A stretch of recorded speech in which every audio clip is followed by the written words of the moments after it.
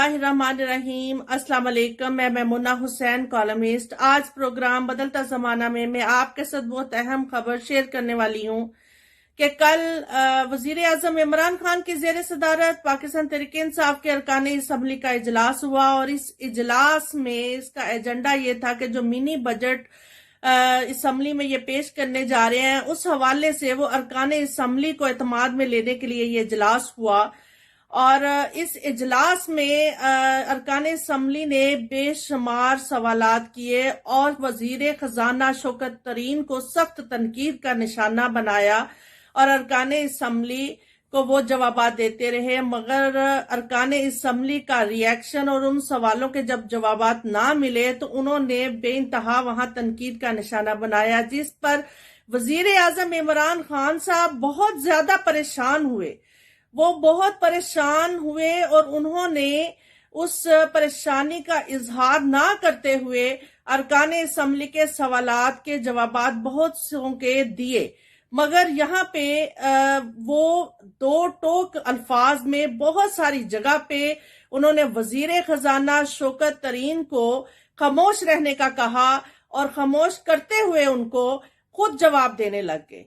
जब खुद जवाब देने लगे तो बहुत सारे अरकान असम्बली, जिनमें से रमेश कुमार, उन्होंने बड़ा अहम पॉइंट उठाया और उस इजलास में जब वो उन्होंने मुद्दा उठाया तो रियली वो बहुत ज्यादा जेन्युइन था, जिस पे ना सिर्फ वजीर खजाना शौकत तरीन को तनकीद का निशाना बनाया गया, बल्कि वजीर आजम इमरान खान साहब भी जवाब देकर भी अरकान असम्बली को इस सवाल का जवाब दे के मुतमईन ना कर सके।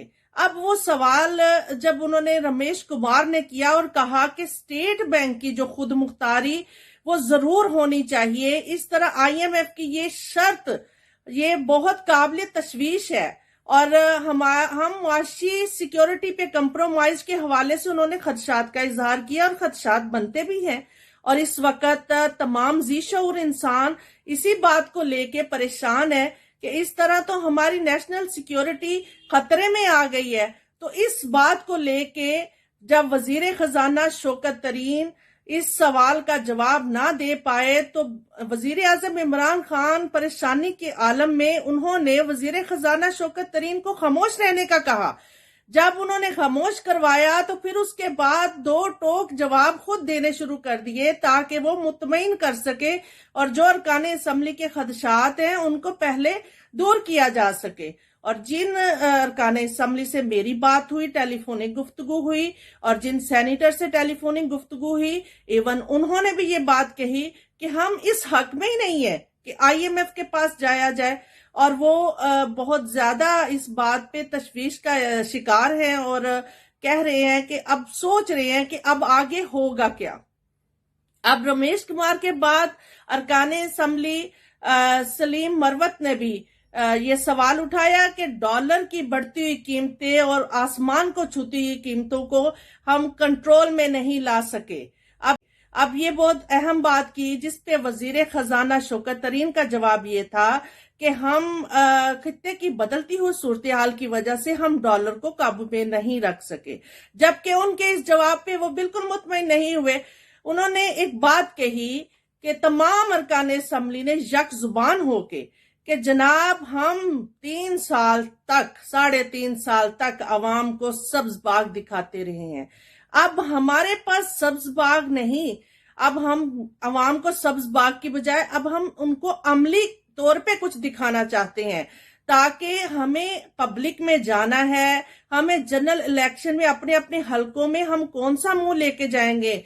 एक अरकान असम्बली ने तो खड़े होके कहा कि वजीर खजाना शौकत तरीन साहब, आपने तो शायद असम्बली में दोबारा अपने हलके में नहीं जाना, हमने दोबारा हलके में जाना है, अवाम को हमने फेस करना है। हम किस तरह फेस करेंगे, क्योंकि हम उनको सब्ज बाग दिखा दिखा के थक चुके हैं। अब अवाम हमसे अमली काम मांग रही है, उस अमली काम को करने का वक्त पीछे कम रह गया है। अब दोबारा हम किस तरीके से और किस मुंह से जाके उनसे वोट मांगेंगे। तो इस बात पे निहायत बहसो तकरार शुरू हो गई। फिर उसके बाद वजीर आजम इमरान खान ने कहा कि मुझे इस बात का एहसास है, हम मुल्क की सालमियत पर आंच नहीं आने देंगे। जबकि वजीर आजम इमरान खान साहब को भी इस बात का एहसास होना चाहिए। जो पॉइंट रमेश कुमार ने उठाया वो निहायत जेन्युइन और सॉलिड था, और उस पॉइंट के ऊपर वजीर आजम इमरान खान साहब और वजीर खजाना शौकत तरीन साहब के पास कोई भी जवाब नहीं था।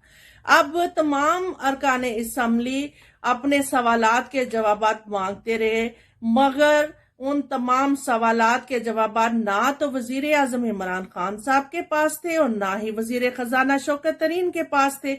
ना ही वजीर खजाना शौकत तरीन उनको मुतमईन कर सके और ना ही वजीर आजम इमरान खान साहब मुतमईन कर सके।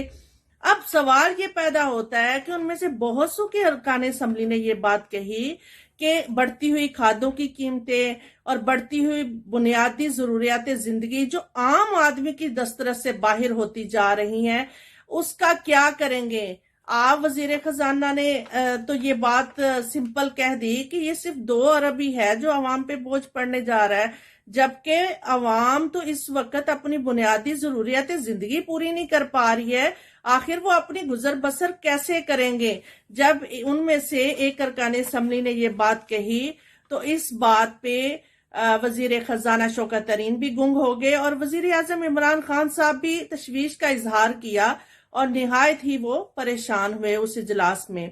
अब इन सारे सवालात और इन बातों के बाद यूं महसूस हो रहा है कि ना तो वजीर आजम इमरान खान साहब के पास कोई इस बात का जवाब है, क्योंकि अरकान असम्बली उस इजलास में मुतमईन नहीं हुए और वो इस वक्त सख्त तहफुजात का शिकार हैं। जब वो खुद अपने अरकान असम्बली को मुतमईन नहीं कर सके तो वो असम्बली में कैसे किसी को बिल पेश करने से पहले मुतमईन कर सकेंगे। अब सवाल ये पैदा होता है, इन सारी बातों के बाद, अजलास की अंदरूनी कहानी और सूरत हाल के बाद, क्या आया मिनी बजट जो है वो मंजूर होगा या नहीं, ये एक सवालिया निशान अभी तक बना हुआ है। मगर IMF की जो सख्त शराइत है, उन सख्त शराइत के ऊपर तमाम अरकान असम्बली ने ना सिर्फ तशवीश का इजहार किया, बल्कि उन्होंने यहां तक कहा कि ये हमारी इसमें अगर हम स्टेट बैंक को गिरवी रखते तो हमारी नेशनल सिक्योरिटी भी खतरे में आ जाएगी। उम्मीद करती हूँ नाजरीन आप अपना फीडबैक अपने कमेंट में जरूर दीजिएगा और प्रोग्राम देखने का बहुत शुक्रिया। अल्लाह हाफिज।